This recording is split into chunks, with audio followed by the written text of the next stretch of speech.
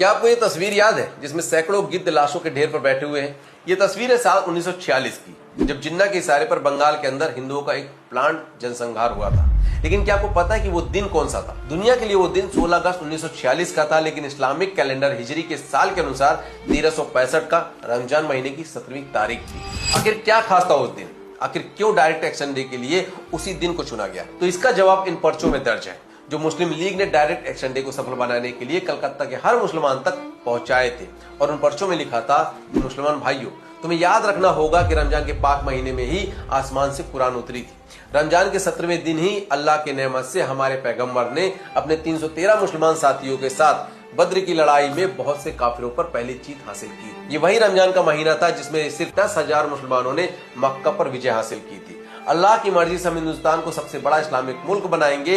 ऐ काफिर, तू घमंड मत कर, तुम्हारी सजा का वक्त आ गया है। और कलकत्ता के मुसलमानों को भड़काने के लिए पर्चे किसी मौलवी ने नहीं, बल्कि शहर के मेयर और मुस्लिम लीग के नेता सैयद मोहम्मद उस्मान ने छपवाए थे। मुस्लिम लीग ने बहुत ही सातिर तरीके से डायरेक्ट एक्शन डे को बद्र की जंग और जिहाद और काफिरों से जोड़ दिया था।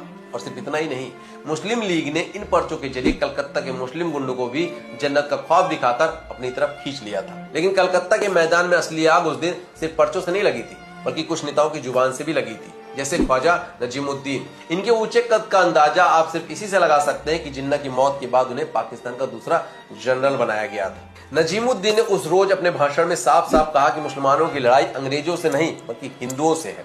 और फिर उसके भाषण देने के बाद बारी आई बंगाल की कसाई सुहरावर्दी की, जिसने माइक संभालते ही कहा कि जाइए, आपके इख्तियार का वक्त हो गया है। मैं ब्रिटिश फौज और पुलिस पर लगाम लगाने की हैसियत रखता हूँ। पाकिस्तान बनाने के लिए आपके पास सिर्फ 24 घंटे हैं। इस दौरान आप जो चाहे वो करो।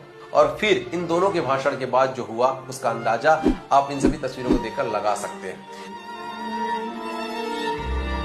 बाकी इस मुद्दे पर एक eye opener film Vivek Agnihotri ji लेकर आ रहे हैं, द बंगाल फाइल्स, और मैं भी इसके आगे की कहानी अगली वीडियो में लेकर आऊंगा। अब हो सकता है कि इस पर कुछ शोकड़ बुद्धिजीवी कहें कि ये तो 75 साल पुरानी बात है, वर्तमान की बात करो। तो ऐसे लोगों से बस मैं यही कहना चाहता हूँ कि मित्रवर, वर्तमान और भविष्य उसी का उज्जवल होता है जो इतिहास की गलतियों से सबक लेते हैं। बंगाल को पाकिस्तान में न ले पाने की टीस उन्हें आज भी है और वो उसके लिए लड़ रहे हैं। और हम सब कुछ भूलकर आज भी अपनी जाति, अपनी भाषा, अपने समाज में उलझे हुए हैं। आज बंगाल ही नहीं, जिसके कई राज्यों के कई जिले पूरी तरह से इस्लामिक हो चुके हैं और कई राज्यों को इस्लामिक बनाने की तैयारी चल रही है। इसलिए आंखें खोलिए और सच को सेकुलरिज्म के चश्मे से नहीं बल्कि हकीकत के चश्मे से देखिए। जय हिंद।